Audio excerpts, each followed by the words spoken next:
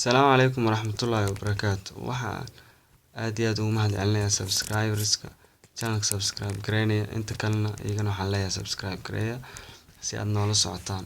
Maanta waxaan rabaa inaan idinkaga faa'iideeyo barnaamij yar oo ku saabsan Facebook likes kaasoo kaaga caawin doona inaad sawiradaada likes badan ka heli doontid.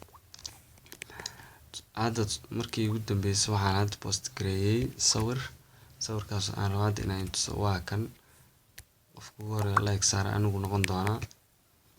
Marka application-kan lagama helo Play Store-ka ama meel kale, kaliya waxaa laga helaa browserada sida Google Chrome oo kale. Hadda aan gelayaa, rabaa inaan ka raadiyo. Waxaad ku qoraysaa kaliya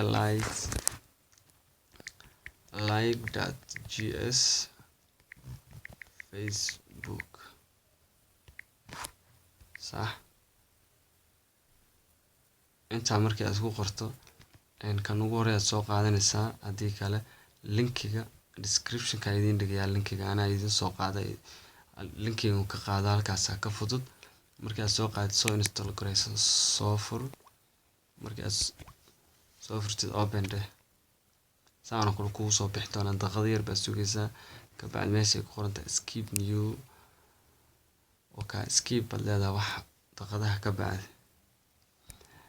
click here, waxaad gelin doontaa ciwaankaaga iyo passwordkaaga. wax yar ciwaankaygaan gelinayaa iyo passwordkayga, isku soo laabanana. waan geliyay, kabacdi inta login baan leeyahay. waxaan filayaa inaad ila socotaan, fahmi doontaan. halkaana like ka kordhisanaysa ma 10 baa rabtaa, 20, 30 dheh, kabacdi pictures ku dhuf. sawirka ugu horeeya oo kan ah, kan baan soo geliyay. kan baan rabaa inaan likes badan aan ka helo. daqiiqado yar baa sugaysaa intii cabaar saa u wareegsanaya. markuu dhamaado kabacdi, markaa waa uu dhameeyay 25 likes nisi. kabacdi waxaan tegayaa Facebook-ii intii la siiyay.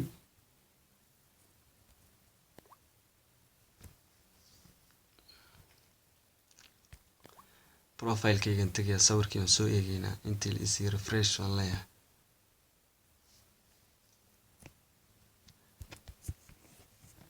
sawirkan ugu dambeeyay waa ka asxaabay.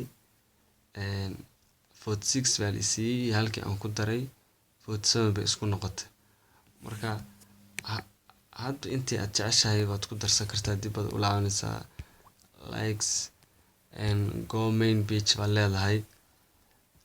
hadba inta aad rabtid start baad haddana leedahay. sidii qaabkii markii hore aan sameynay saas buu u wareejinayaa. asxaabay wuxuu i siiyay 26. haddana adigu gacantaada ay ku daalin, intii allaale intii aad rabtid saas baad u kordhisanaysaa. refresh waan leeyahay. intii la igu daraan fiirinayaa. sawirkii hadda waa ka dhowr 26 markii lagu daro 47 73 isku noqotay. marka asxaabay ka faa'iideysta. fadlan haddii aad ka heshay like saar, haddii aad nagu cusub tahayna subscribe dheh, la wadaag asxaabtaada oo share dheh. asalaamu calaykum waraxmatullaahi wabarakaatu.